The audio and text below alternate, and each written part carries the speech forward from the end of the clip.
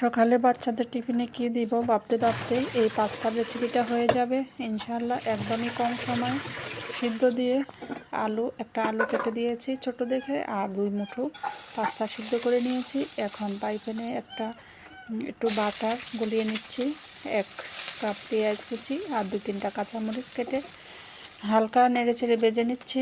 রান্নার তেলও দেওয়া যাবে, আমি বাটার দিয়েছি। এখানে একটা ডিম দিয়ে দিয়েছি, ডিমটা সুন্দর করে ভেজে নিব। ভাজা হয়ে গেলে অন্য মশলাগুলো অ্যাড করব। ডিমটা আগে সুন্দর করে ভাজতে হবে, নেড়ে চেড়ে সুন্দর করে ভেজে নিচ্ছি।